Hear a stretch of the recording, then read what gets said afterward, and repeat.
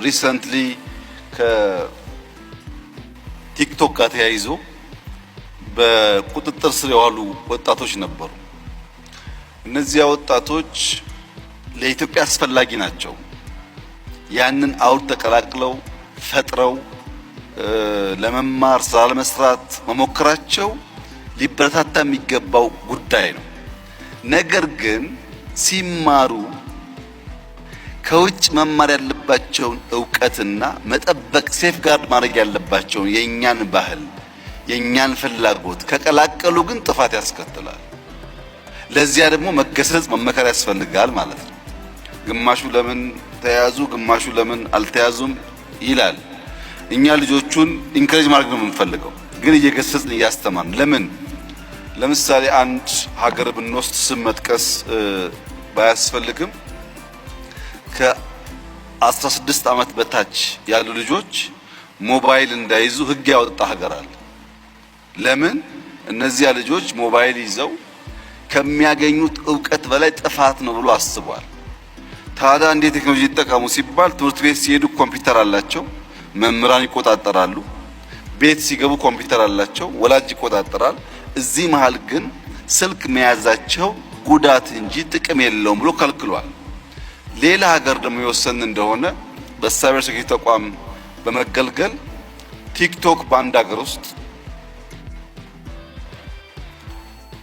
100% በሚባል ደረጃ ህፃናት ከ16 ዓመት በታች ከሆኑ ከስቴም ውጪ ቲክቶክ ማየት አይችሉም።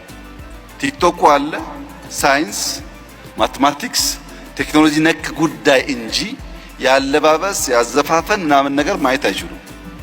ዘግቷል። ያ ሀገር ያ ብቃት አለው። ልጆቼ በቲክቶክ በቴክኖሎጂ ስለ ሳይንስ ሲወቁ፣ ስለ ማቴማቲክስ ሲወቁ፣ ስለ ፊዚክስ ሲወቁ ከዛ ያለፈው እውቀት ግን አያስፈልጋቸውም ብሎ ዘግቷል።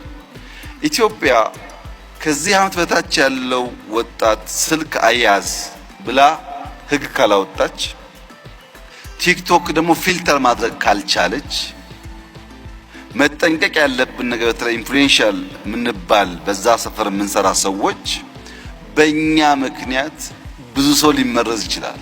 ቢኮዝ ህፃናት አንድ የሚወዱት ሰው አለባበሱ፣ አነጋገሩ፣ ቁመናው ሁሉ ኢንፍሉዌንስ ያደርጋቸዋል። እኛ የሚከተለን ሰው እንዳለ አስበን ጥንቃቄ ካላደረግን የኢትዮጵያን ባህል፣ የኢትዮጵያን እምነት፣ የኢትዮጵያን ፍላጎት የሚቃረን ከሆነ ቴክኖሎጂው አጋዥ ሳይሆን ጥፋት ይሆናል ማለት ነው። ቴክኖሎጂ የምንማርበት፣ የምንጠቀምበት፣ የምናድግበት እንዲሆን በእኛ ውስጣዊ ሁኔታ የተገራ መሆን አለበት። ከዚህ አንጻር ሳይበር ሴኩሪቲ በጣም ከፍተኛ ኃላፊነት ያለበት ተቋም ነው።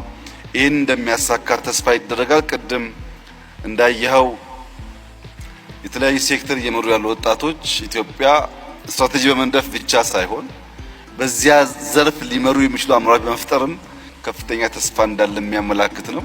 እኔ እንደዛ የተሰማኝ ያንተን ስሜት ባላቅም በጣም ደስ የሚል ቀን የነበረን። እነዚህ ልጆች ያን ያሳካሉ የሚል ተስፋ አለኝ። ስሙ ግን ችግር አለበት። ቅዱስ ያሬድ ነው ያለው። ነጠብቄ የነበረው ሙዚቃ ፈጥሮ እንደሆነ ብዬ ነበር። እሱ ግን ኤአይ ፈጥሮ ያለው ወደ አፍሪካ ልወጣ ነውና መንግስት ምን ያግዘኛል ነው ያለው። እንግዲህ ቅዱስ ያሬድ የሙዚቃ ኖታ ከመፍጠር ወጥቶ ወደ ኤአይ ካደገ አዳፕቲቭ ነው ማለት ነው። ስሙ ራሱ ከዘመን ጋር አብሮ የሚያድግ ነው ማለት ነው። ይሄን በጥሩ እናየዋለን።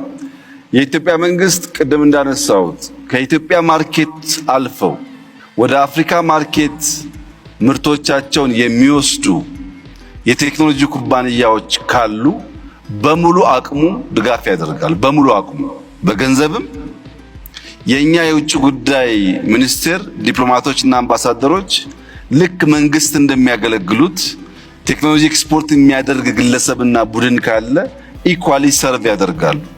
ዋናው እንፈልገው ወጣቶቻችን ከዚህ ከጠባቡ ገበያ ቅርምት ወጥተው ወደ ሰፊው ገበያ እንዲደርሱ ለማድረግ ነው። በድምሩ ግን ወጣቶች ኮንሰርን መሆናችሁ ማንሳታችሁ ተገቢ ሆኖ ትንሽ ቢታይ የምለው ጉዳይ የኛ መንግስት ታለንት ኢንፍራስትራክቸር ብሎ ያምናል። ልክ ድሮ መንገድ ለአንድ ሀገር እድገት ወሳኝ ነው። ቴሌኮም ኢንፍራስትራክቸር ወሳኝ እንደሚባለው ታለንት ከሃይዌይ ያላነሰ ከኤሌክትሪክ ያላነሰ ከቴሌኮም ያላነሰ ወይም የበለጠ ወሳኝ መሰረተ ልማት ነው ብለን እናምናለን። ይህም በማመናችን ምክንያት አንደኛ ሰመር ካምፕ የሚባል በአርቲፊሻል ኢንተለጀንስ በኢንሳ በመቶ የሚቆጠሩ ሰዎች በየዓመቱ ወደ ተቋሞቻችን ገብተው ተምረው እንዲወጡ ማድረግ የጀመርነው ታለንት ላይ ኢንቨስት ማድረግ መንገድ ከመስራት ጋር እኩል ነው ብለን ነው። ሶስተኛው ጥያቄ ምን አለ? የኢንሳ ታለንት ዲፓርትመንት ውስጥ የሰራውና የራሴን ፕሮዳክት ያወጣው ሰው ነኝ አለ። ኢንሳ ውስጥ ልክ እንደ ሌሎች ዲፓርትመንቶች ለታዳጊዎች ለታለንት ተብሎ የተዘጋጀላቸው ቦታ፣ አስተማሪዎች፣ ሪሶርሶች አሉ። ስራዎቻቸውን በእውቀት ታግዘው እንዲያወጡና ራሳቸውን ይችሉ የሚያስችል። ሶስተኛ በአብሮት ላይብረሪ በየዓመቱ ታዳጊዎች ይወዳደራሉ በሮቦት በኤአይ አይታችሁ ከሆነ። ሞስት ኢምፖርታንትሊ ግን ሪሰንትሊ የጀመርነው ስታርታፕ ይህን በኩራት መናገር እችላለሁ። በኩራት ኤአይ ያዘጋጀው G+4 G+5 ህንፃ ለስታርታፖች 3 ወር 4 ወር 5 ወር እዛ ተቀምጠው መብራት ሳይሉ ቤት ክራይ ሳይሉ ኮምፒውተር ሳይሉ የተሻለ ዕውቀት ካለበት ቦታ እያመጣ የልጆቹን ሐሳብ ፍሬያማ እንዲሆን አብቅቶ ከፕሮዳክት ጋር ግራጁዌት እንዲያደርጉ አንድ ብር ሳይከፍሉ ማለት ነው የማድረግ ዝንባሌ።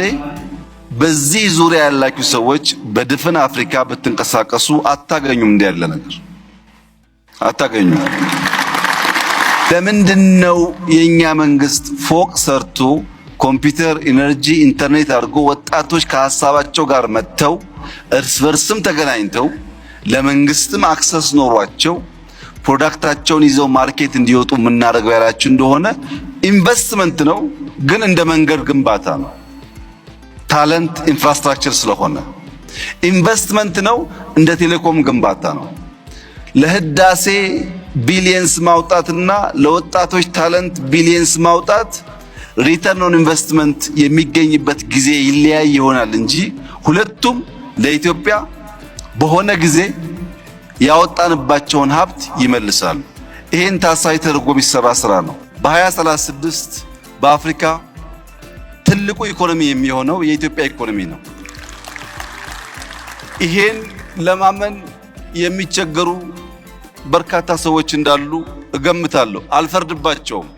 ለምን? ፕራግማቲክ አይደሉማ። አሁን ካለው ዓለም ጋር ራሳቸውን ለማስተማር ዝግጁ አይደሉም። ያ ባይሆን ኖሮ ዲጂታል 2025 ስንል ኢሉዥን ነው ያሉ ሰዎች ኢትዮጵያ ውስጥ 55 ሚሊዮን ሰው ቴሌብር ይጠቀማል ሲባል ሲሰሙ በጣም አስደናቂ ነገር ነው። ፋይዳ የሚባል ዲጂታል አይዲ የዛሬ 5 ዓመት 10 ሰው የሌለው ዛሬ 30 ሚሊዮን ሰው አለው ሲባል ተአምር ነው። 5 ሚሊዮን ኮደርስ ኢትዮጵያ ውስጥ እንፍጠር፣ ታለንት ላይ ኢንቨስት እናድርግ ብለን 2 ሚሊዮን ገደማ ማሳካታችን ሚራክል ነው። 2 ሚሊዮን ሰው በሚቀጥለው 3 ዓመት 2 ዓመት 5ቱን ካሳካን የብዙ አፍሪካ ሀገር ፖፑሌሽን 100% ሰው ዲጂታሊ የሆነ ነገር ማድረግ የሚችል ፈጠርን ማለት ነው። ለዚህ ነው በአፍሪካ አንደኛ ምን ሆነው ነገ ላይ ኢንቨስት አድርገን ነው። ዛሬ ባለው ሁኔታ ብቻ አይደለምና ተባብረን ኢትዮጵያን ከድህነት የምናወጣ ከችግር የምናወጣ መልኳን ውበቷን የምንገልጥ ሰርተን በታሪክ የምንታወስ ሰዎች እንድንሆን በመደመር እሳቤ በጋራ ሀገራችንን እንድናለማ አደራላችሁ ፈልጋለሁ።